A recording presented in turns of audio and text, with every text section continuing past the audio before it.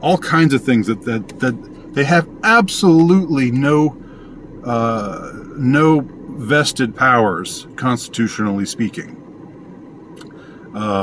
to do, that they're still nevertheless doing. That was my point. But you see how, again, Luke Ford works. You see how he operates in this sort of situation. Which is, it was clear from the start that he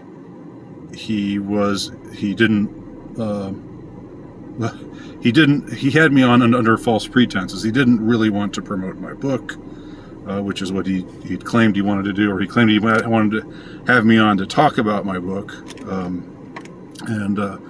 He has since said that he didn't. He's, I guess, admitted that he hasn't read my book, The Insurrectionist, and I don't so much care about that.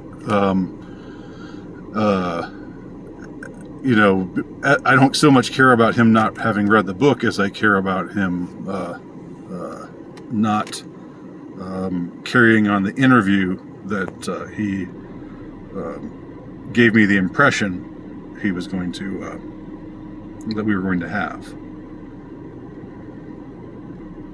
I mean, I could go on about various things. I just wanted to give certain instances of why why Luke Ford is unfortunately, and I don't take joy in speaking this way, and I'm not, I don't enjoy speaking ill of someone whom I had before had thought of as, if not a friend, then a kind of ally, I guess, because I'd spoken to him a couple times before, and there hadn't been anything, there hadn't been this kind of result before. But he, just a couple other things.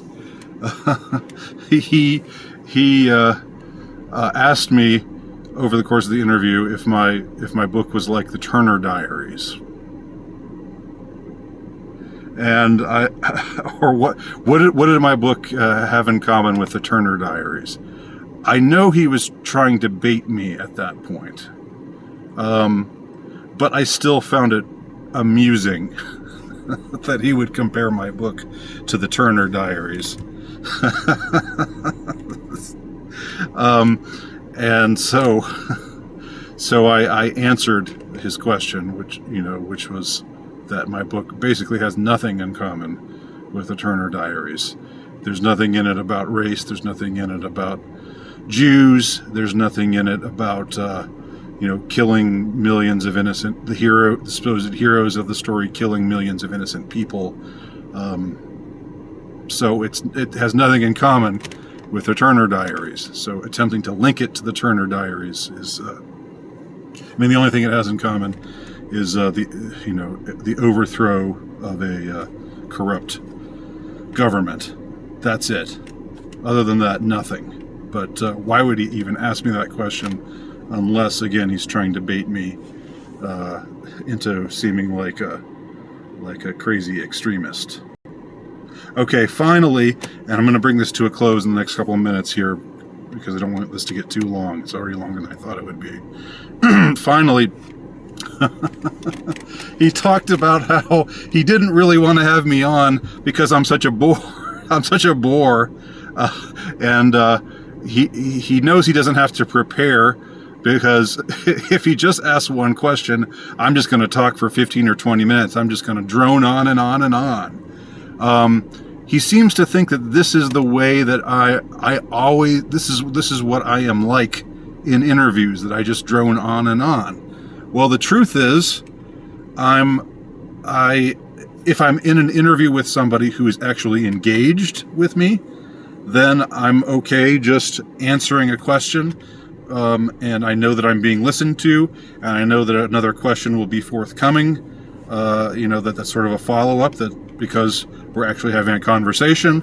Whereas with Luke, I get the impression it's more like I'm going to ask you this vague sort of question, And then I'm just going to sit here, and I get the feeling I better keep this thing going, because I'm not going to get any help from Luke, who sounds extremely disinterested right now.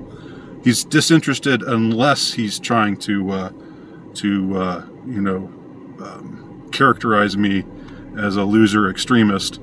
But if we're just talking in generalities, if he just asks me some vague open-ended question, well, in this kind of circumstance, yes, I do answer at length, because I know under the circumstances of Luke Ford doing the interview, there ain't going to be any follow-up question, because he's not really listening. All right, he doesn't really care. He didn't read my book. He doesn't care about my book. He had me on.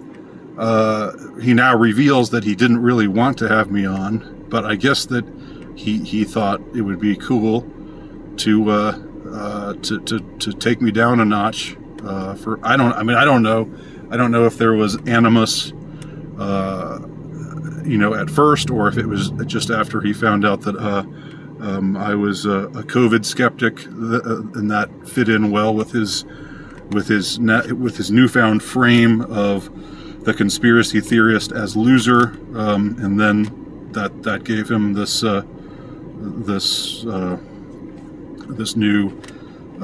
newfound energy. But generally speaking, Luke is not a great interviewer. He doesn't ask good questions. He's not engaged. Because I don't think he really cares that much. Okay, so he says this about me, and look, if people, I do. People think I talk too slow, and I've gotten that criticism before. So that's not anything new, and I don't. It's fine, I'm not taking that personally, but this whole thing, it's just this whole effort to like, look, I'm just like you. We should be buds. I understand what it's like to be a loser extremist like you, but man, you're so boring, and you talk so much, and nobody really wants to listen to you. You see how there's this. This is like a toxic friendship. A person who says these two contradictory things, obviously, is making an effort to manipulate you. So that's it. I'll bring this to a close now. I just wanted to, for the last time, talk about the Luke Ford experience, like the Jimi Hendrix experience, and why I'm never going to be interviewed by him again. Never care to be interviewed by him again, and I will never talk about this again. And I really mean it this time. Okay, so just wanted to correct the record on those few things. Thanks for watching.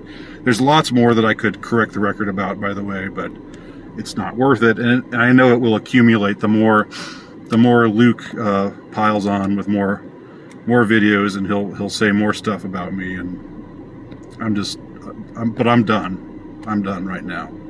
This is it. This is the line in the sand. Goodbye, goodbye, goodbye forever. Buy my book, The Insurrectionist. Thanks for watching.